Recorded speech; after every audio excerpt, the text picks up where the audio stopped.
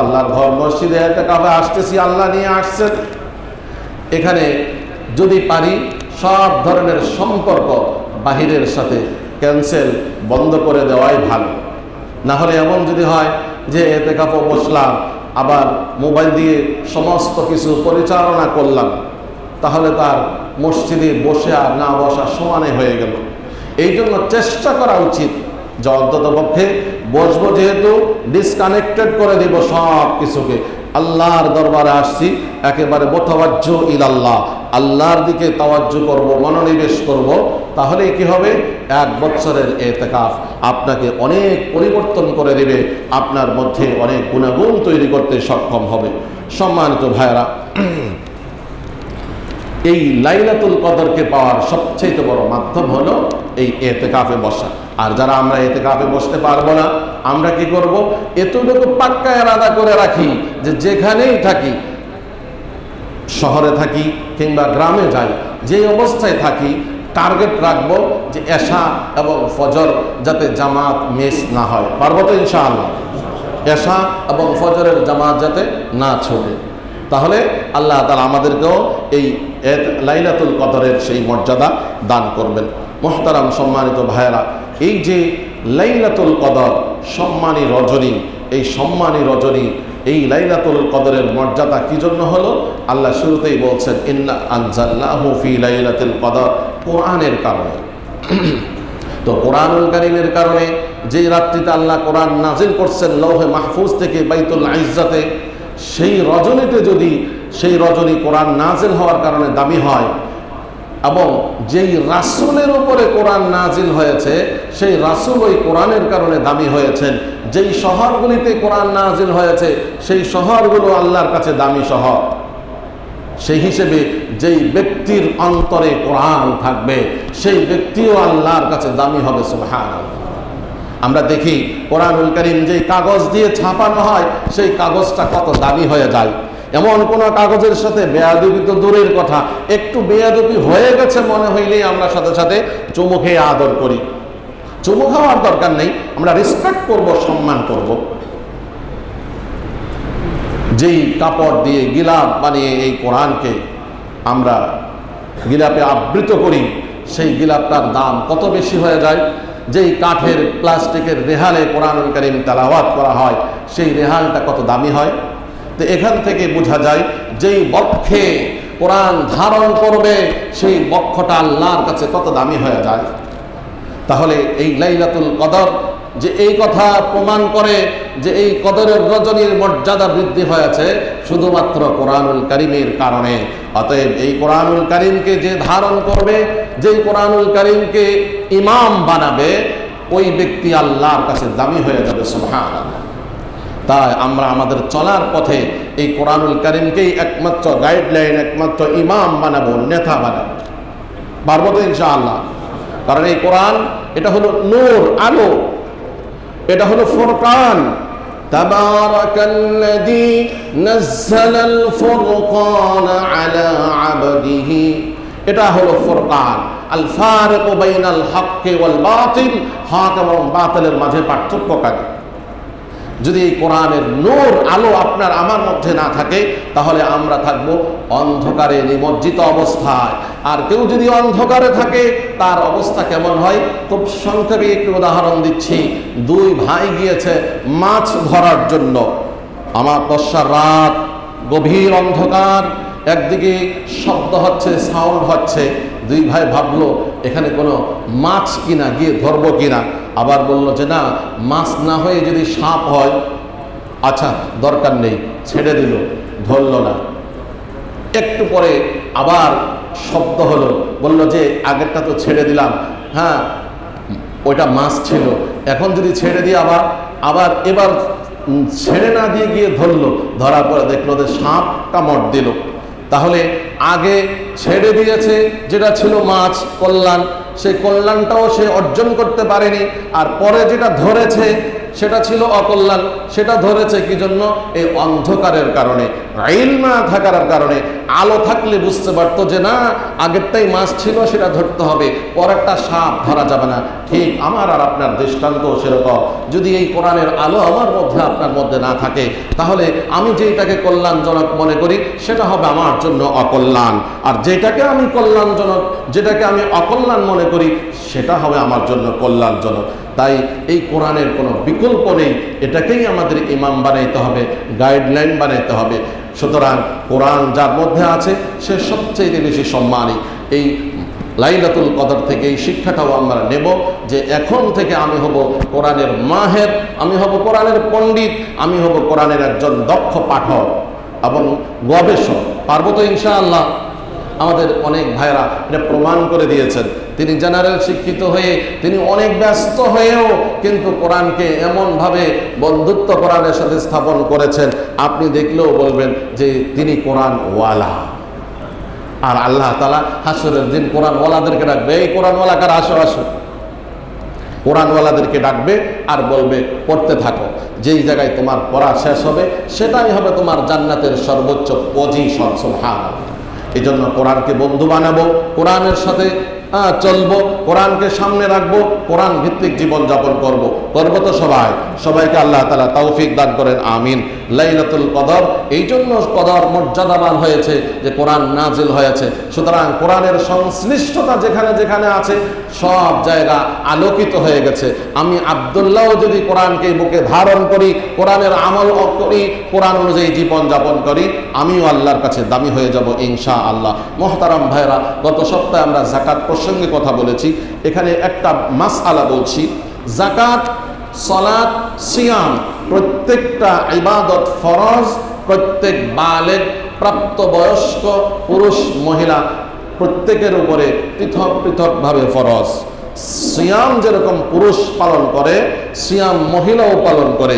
যাকাতের ক্ষেত্রে দেখা যায় আমাদের বোনেরা অনেকেই স্বামীকে কেউ কেউ তো অনুরোধ করে, আবার কেউ কেউ বাধ্য করে। আমার কাছে মেসেজ আসছে যে হুজুর মহিলাদের যাকাত তো মহিলারাই দিবে, আপনি অলংকার ব্যবহার করেন, 7.5 ভরির বেশি আপনি ব্যবহার করতেছেন, আপনার হ্যান্ড ক্যাশ টাকা নেই, কি করবেন? আল্লাহ রাসূল বলছেন 7.5 ভরির বেশি হয়ে গেলে যাকাত দিতে হবে।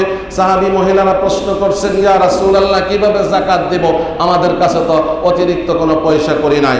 রাসূল বলছেন একটু স্বর্ণ বিক্রি করে যাকাত দিয়ে দাও, তাহলেই তো শেষ। 7.5 ভরির নিচে আসলে তো আর কেউ বলবে না আপনাকে যাকাত দিতে। এখন আপনি 100 ভরি ব্যবহার করতেছেন।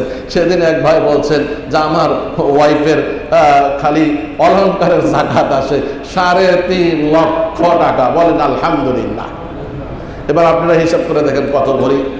যাই হোক, ওয়া আম্মা বিনিআমাতি রাব্বিকা ফাহাদ্দিস, আল্লাহ যাকে নিয়ামত দিয়েছেন তিনি নিয়ামত ব্যবহার করবেন। আপনি 100 ভরি 200 ভরি স্বর্ণ ব্যবহার করেন, কোনো সমস্যা নেই, কিন্তু এই স্বর্ণের যদি হক আদায় করেন, যাকাত দিয়ে দেন, দুনিয়াতেও যেরকম আপনি আল্লাহর নিয়ামত ভোগ করেছেন, পরকালে জান্নাতে এর চাইতে আরো ভালো নিয়ামত আল্লাহ তাআলা আপনাকে দান করবেন। সুবহানাল্লাহ। ফিতরার বিষয়ে একটু কথা বলতে হচ্ছে। গত সপ্তাহেও বলেছিলাম আমাদের বাংলাদেশ ইসলামিক ফাউন্ডেশন কর্তৃক যে ফিতরার ঘোষণা দিয়েছে যে যদি কেউ গম এবং আটা দিয়ে দেয় তাহলে আপনার 110 টাকা সর্বনিম্ন, জব দিয়ে দিলে 530, কিশমিশ দিয়ে দিলে 1980, খেজুর দিয়ে দিলে 2310, পনির দিয়ে দিলে 2805। যাই হোক, এই যে ফিতরা দিবেন, ফিতরার সর্বোত্তম পদ্ধতি হাদিসের ভাষ্য অনুযায়ী যে গম, আটা, জব, কিশমিশ, খেজুর, পনির এই পণ্য দিয়ে দেওয়া।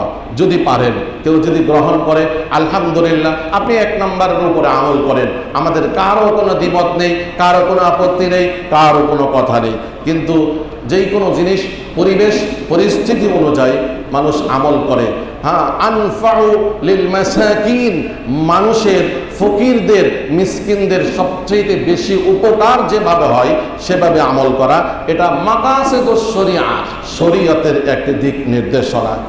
কেউ কেউ বলেন একেবারে এইভাবে বলেন যে টাকা দিয়ে ফিতরা দিলে আদায় হবে না, হবে না, হবে না। হয়তোবা এই রকম কিছু বক্তব্য শুনলে আপনার মনে কষ্ট আসতে পারে যে কি কয় এরা, যে টাকা দিয়ে দিলে নাকি যাকাত আদায় হবে না। এই ব্যাপারে আমি একটু পরিষ্কার করছি, আপনারা শুনুন। আবু ইসহাক রাহমাতুল্লাহি আলাইহি একজন তাবিঈ, তিনি বলেন আদরাকতুহুম হুম ইউতুনা সাদাকাতা রমাদানা আদ-দানানিরা বিকিমাতিত তাআম। আবু ইসহাক তাবিঈ রাহমাতুল্লাহি আলাইহি বলেন, আমি অসংখ্য সাহাবীদেরকে দেখেছি, পেয়েছি, তারা এই রমজানের সাদাকা তথা সদকাতুল ফিতির আদায় করতেছিলেন দিনার দিয়ে, দিরহাম দিয়ে, বিকিমাতিত তাআম, খাদ্যের মূল্য হিসেবে।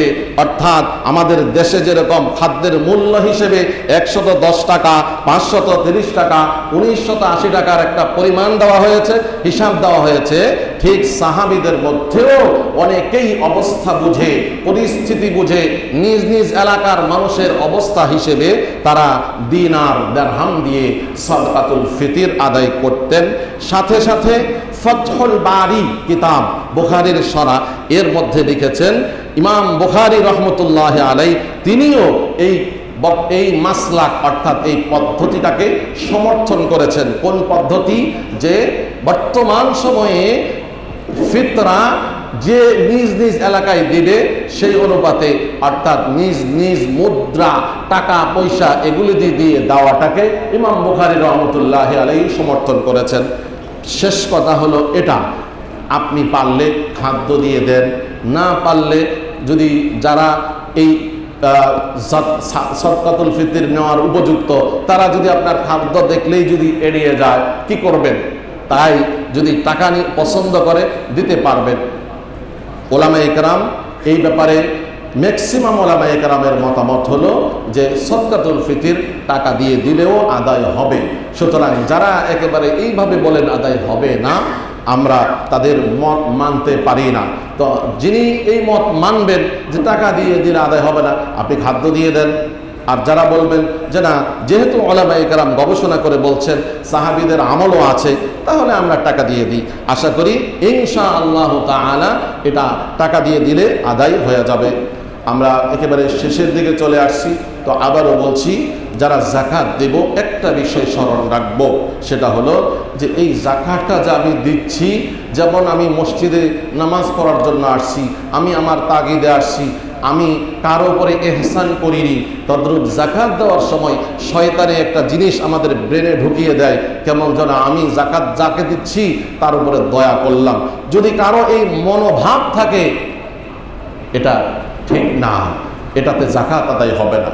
বরং যাকাত দেওয়ার সময়, সেদিনও আমি তেলাওয়াত করেছিলাম সূরা মুমিনুনের এই আয়াত, যে ওয়াল্লাযীনা ইউতুনা মা আতাউ ওয়া কুলুবুহুম ওয়াজিলাতুন আন্নাহুম ইলা রাব্বিহিম রাজিউন। আর যারা যাকাত প্রদান করে তাদের অন্তর কলব এইভাবে প্রকম্পিত হয়, তারা ভাবে যে আমরা তো আল্লাহর কাছে ফিরে যাব, অর্থাৎ আল্লাহ যদি জিজ্ঞাসা করেন কি জবাব দিব। এই ধরনের মনোভাব নিয়ে যাকাত দিতে হবে। আপনি কাউকে যাকাতের টাকা দিচ্ছেন, যা আপনি এই টাকাগুলো গরিব মিসকিনের মাঝে বন্টন করে দিবেন, এর অর্থ এই নয় ওই ব্যক্তির উপরে আমি দয়া করছি, আপনি দয়া করছেন। কোন মাদ্রাসায় যাকাত দিচ্ছি মানে আমি ওই মাদ্রাসার উপরে দয়া করছি, মোটেও বলা যাবে না। বরং আপনি যদি সাধারণ দান করেন, তখন হয়তো ভাবতে পারেন যে আমি ইহসান করছি, কিন্তু যাকাতের টাকা দিয়ে অনুগ্রহ প্রকাশ করলে যাকাত আদায় হবে না। কি করতে হবে? যে না ভাই, আপনাকে সম্মান জানাচ্ছি যে আপনি আমার একটা দায়িত্ব আদায় করার ব্যাপারে আমাকে সহযোগিতা করছেন। গত জুমায় আমাদের জাতীয় মসজিদে এই বিষয়ে অত্যন্ত সুন্দর চমৎকার আলোচনা হয়েছে। তো আমরা চেষ্টা করব যাকাত যদি কাউকে দিই, কখনো দয়া করছি এই মনোভাব যেন আমাদের মধ্যে না আসে, বরং তিনি আমার উপরে দয়া করছেন। কারণ যাকাত নেওয়ার মতো যদি একজন লোক না থাকতো, আপনাকে এই দেশ থেকে ভিসা নিয়ে বিদেশে গিয়ে যাকাত দিয়ে আসতে হতো। তো সেই তুলনায় তো সে আপনার উপরে দয়া করছেন। সম্মানিত ভাইয়েরা, সামনে আমাদের লাইলাতুল কদর আসছে। এই লাইলাতুল কদর অন্বেষণের জন্য আমরা এতেকাফে বসার চেষ্টা করব।